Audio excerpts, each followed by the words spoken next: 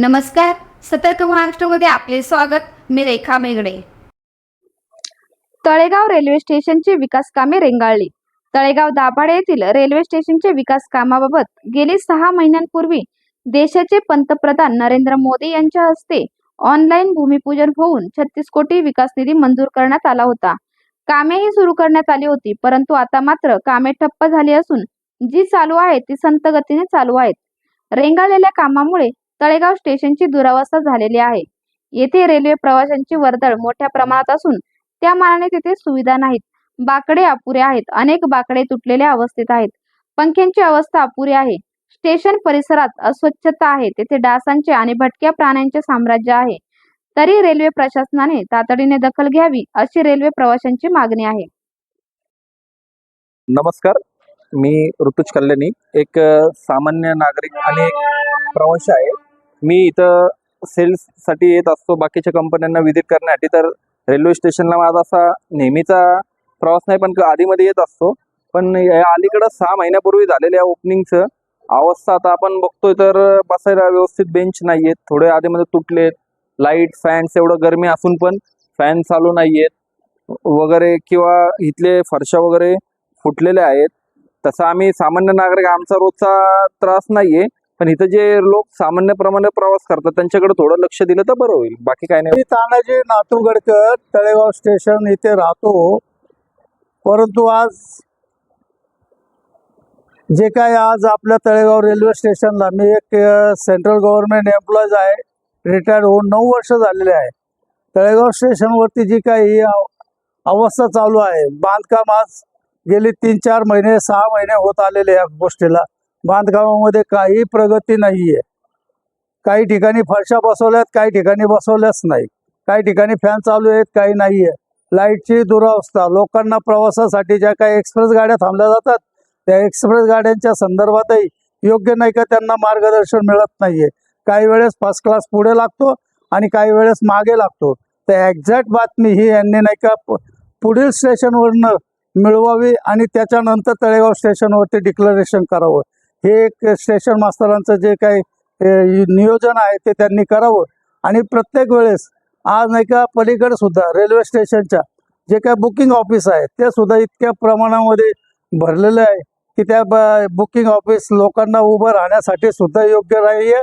तिथे सुद्धा लाईन एवढी बाहेर रस्त्यापर्यंत जाते. आणि हे जे तुम्हाला दाखवतोय हे नाही का सर्व काय अर्धवट वृत्तीचं कामकाज चाललेलं आहे. या इथे ज्या फरशा एका बाजूला फरशा आहेत आणि एका बाजूला सर्व काय अशी अवस्था करून ठेवलेली.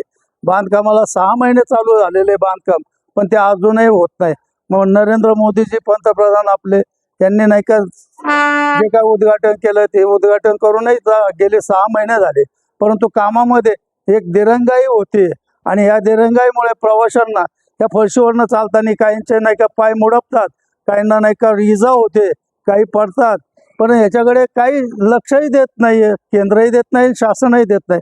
तर शासनाने आणि केंद्राने याच्या माध्यमातून काहीतरी नियोजन करावं आणि प्रवाशांना ही योग्य नाही का जे आहे तुमच्या माध्यमातून जी काही सुविधा मिळणार आहे ती सुविधा मिळावी. आज नाही का इथलचं जे जे हे आहे पाण्याची टँक जे आहे, पाण्याचं टॅप जो आहे, ह्या पाण्याचा टॅप पाणी सर्व नाही का आज प्लॅटफॉर्मवरती येते.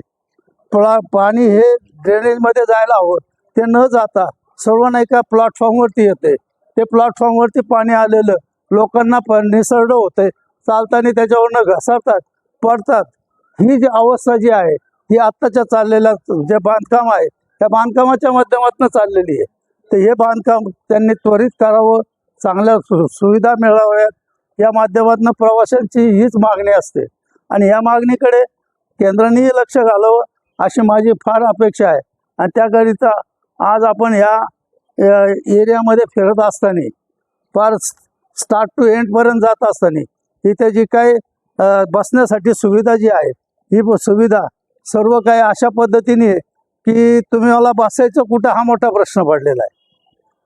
यांचे बेंच तुटलेले आहेत, यांचे नाही का जे काय खुर्च्या आहेत, जे काय टेबल आहेत ते सर्व काही तुटून पडलेले आहेत.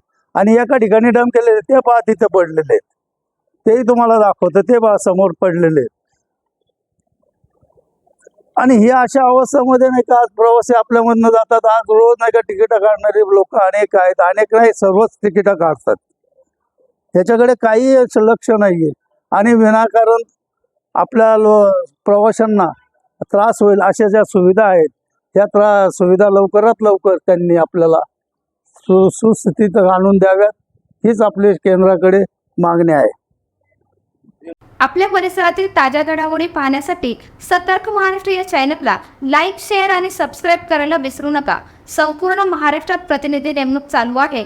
आमच्या चॅनलचे अधिकृत प्रतिनिधी होण्यासाठी दिलेल्या नंबरवर संपर्क करा.